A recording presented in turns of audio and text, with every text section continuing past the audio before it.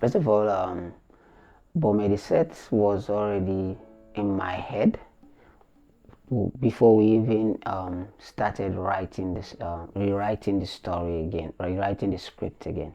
So as soon as we finished writing the script, I started doing the storyboard because I'm already the producer and also the cinematographer and the art director. So I started doing the storyboard. So in my head, I wanted to have to create the wall of Bormeh in a fictional way. For example, the cartel, we wanted a huge wire house, a huge wire house, like where we will have the cartel set up. We have to do design. It wasn't like the actual production that we used to. This is like cinema production. You have to like, electrify the whole place, you understand? Because we plan a color palette during pre-production, we have to like implement it. It was like orange and teal. So trying to like for costumes, for locations, to the lighting and everything, we're trying to like follow that color palette. I mean. After the storyboarding, we started scouting for the locations. I remember we went to scout the location for like 3 days. We went through the Bormeh. We actually came across 2 or 3 locations. So soon as whilst we were walking, we came across this old gas factory.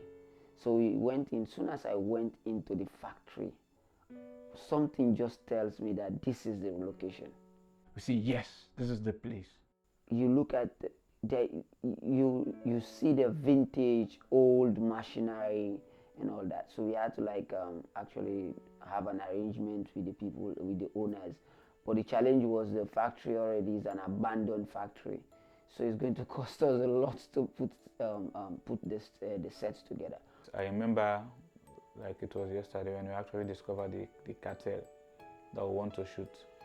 It was actually not in order. But we know, you understand, we know we could transform it to the way, you understand, we want it to be seen. We had to develop it to what we want. Inside the factory was that factory in almost an acre of land. We divided the set into 5 sets, different sets. So we started the construction. I remember when we started construction, started sweeping the place, cleaning, started putting the place together. But part of the challenge was we wanted it to look, to have that vintage old setting where people actually see like this is already a space that people has been living for years. So we come up with the idea that everything that we'll be using in this location has to come from trash. We swiped through Bormeh, actually the dump, used some skins that were almost left there to rust, or that were abandoned. We used them to develop light. We went to the market, tried to fetch some things in the market, and had to convert them to what is useful to us. For example, if we want to create a table where people will be sitting, we have to find a creative idea. Together with my team, I think Stone and Sheriff, we come up with the idea. Maybe let's use old the tricycle tires, old tricycle tires or vehicle tires. Come up with almost about 1,000 tricycle tires.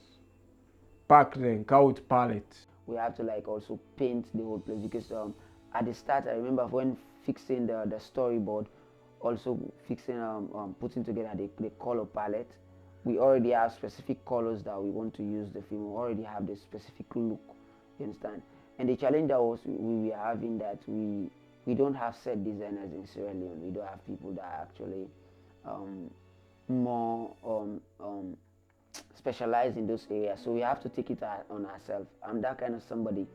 When I want something to be done, I can go miles to get it done. So I have that kind of a team around me, especially 3 of us, me, Stone, and Sheriff.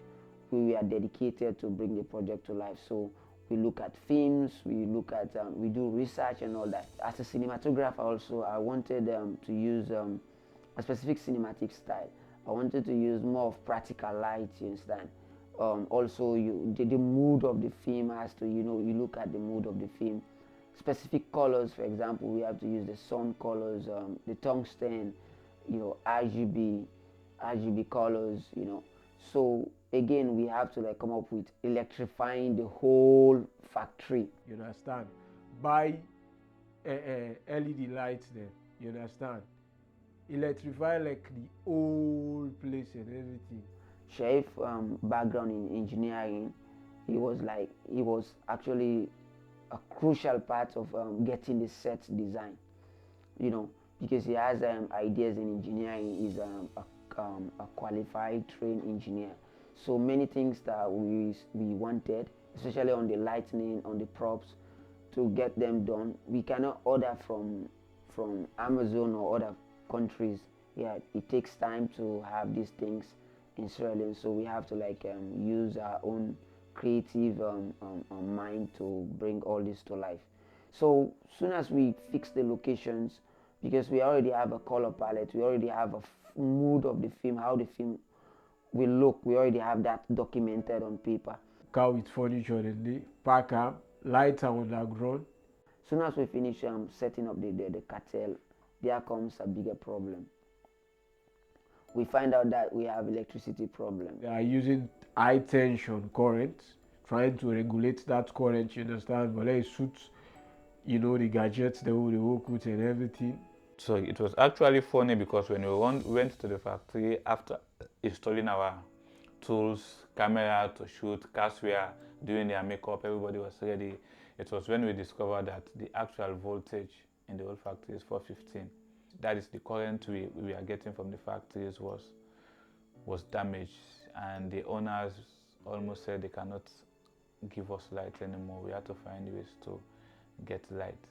So we had to stop shooting, find ways to step it down for our equipment not to get burned. To make matters worse, it was actually during the rain season.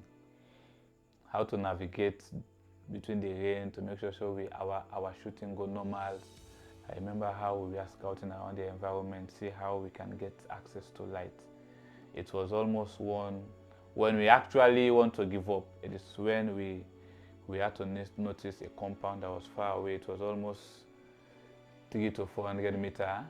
They actually said, okay, they can give us light if we are ready to pay for their meter top up. I remember going up to the junction, we had to go and buy like 2 to 3 roll cable, connect from the house to the factory to see how we can connect our tools, equipment and shoot.